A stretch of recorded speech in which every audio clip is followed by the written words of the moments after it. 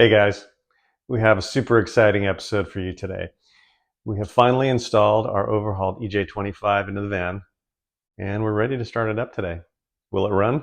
Will it start? Let's find out. Hey guys, so here is the engine right here. It's finally installed, and hopefully we can get it running today. So we're going to do this in a couple stages. First, we're going to get oil pressure in the system. Right now, we really have no fluids in it though. So first we're going to add coolant. It takes about maybe 4 gallons. I got 4 gallons of coolant to put in there. We'll see how much we can get in initially.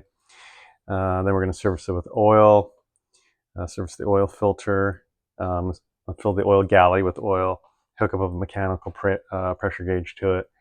We're going to pull the plugs and we're just going to crank it until we get some kind of oil pressure. Once we establish oil pressure, we'll go to the starting mode and have to close some things up and then just get it ready to start. So hopefully we can do all that today. Let's get into it. All right, so let's start servicing the coolant. The system has a lot of new components. The only thing that's not new is the radiator, but the radiator is actually in pretty good shape. It does look fairly new. We installed the Rocky Mountain Westie, or Van Cafe, I don't know what they're called now. The stainless steel coolant lines, and those are a little bigger than the original ones, so I think we're going to take almost 4 gallons. We also installed their aluminum tank right here, which seems pretty nice. The old one was just, it's like 40 years old, and I don't want to get stuck in the desert somewhere when that thing blows up. So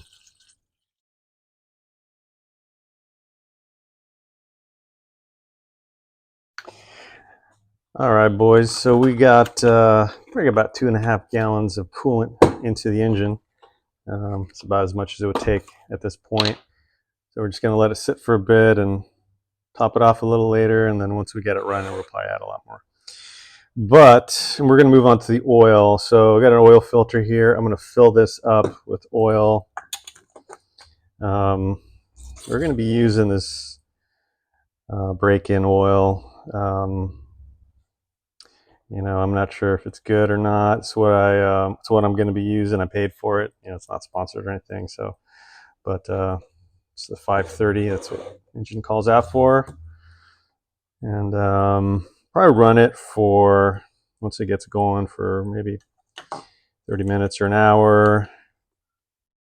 And then we're going to drain it. And then we're going to refill it. But for now, we're just going to fill this filter. Let it kind of fill up nicely. And then we're going to install it. All right, ready to put my oil filter on. I got a pretty full, actually I might have too much oil in there. Hopefully it doesn't overflow on me. Let's see.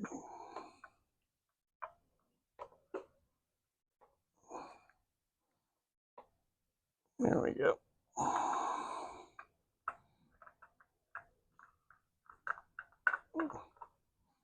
Nice. Okay, that worked out. Didn't overflow on me. Okay. All right, looks good. All right, guys, here we go. We're gonna try to motor it over and see what happens. Wish me luck.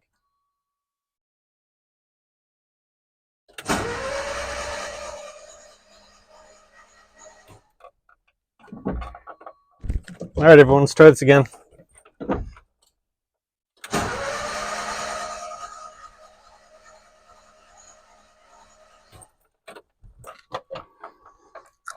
All right, let's try this one more time.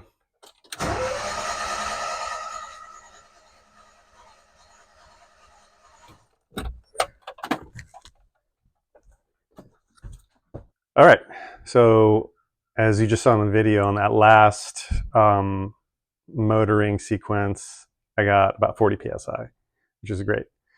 So I'm gonna put the plugs back in. I'm gonna start it, or try to start it, and see what happens. Wish me luck. All right, here we go. I'm gonna fart. And let me know when you get oil pressure.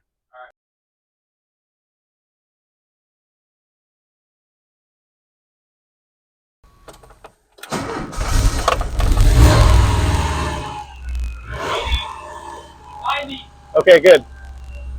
All right.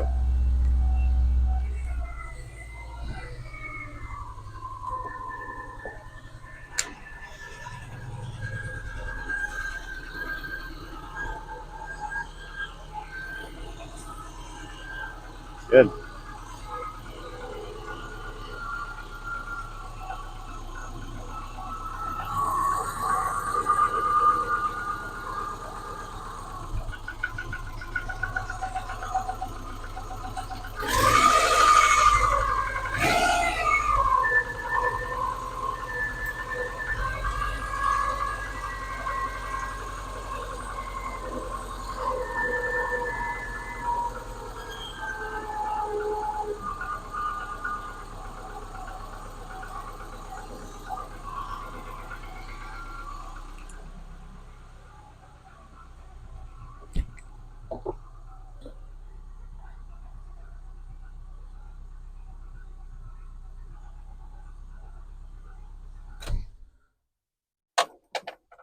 All right. Well, it does run.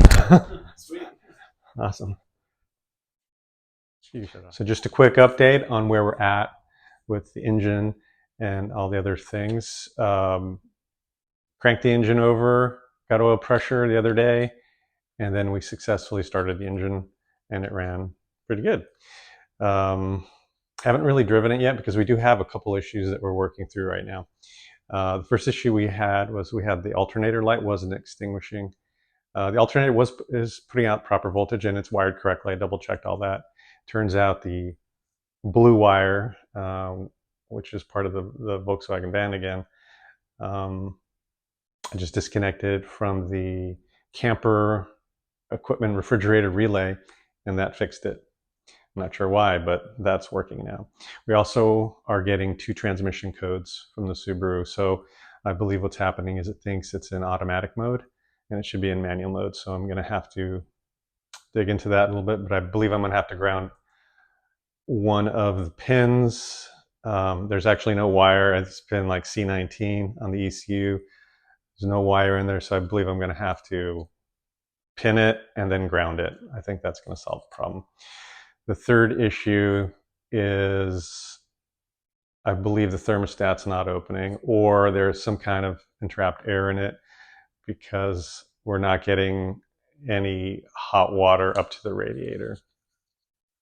I ran it twice, got it pretty hot, about 200 degrees. And I've already put in about 4 gallons. I think I'm going to need more. And it doesn't seem to be either the thermostat's not opening or there's some air, which I think is pretty common with the Subaru. I ordered a new OEM Subaru thermostat, which should be here today. The thermostat that I did put in, it was new, kind of cheaped out a little bit. I should have gone with the Subaru. I went with it's an ASIN, and I tested it. It did, and this is my fault. I should have gone with Subaru, but anyway, we're going to try to correct that. I'm going to have to drop the thermostat out and put a new one in. But I'm going to test both of them once I have them out. I'll let you know what the results are. And then the fourth issue, it sounds like we have a little bit of, I want to call it a knock. And I believe that's coming from the tensioner. It's just at a specific RPM.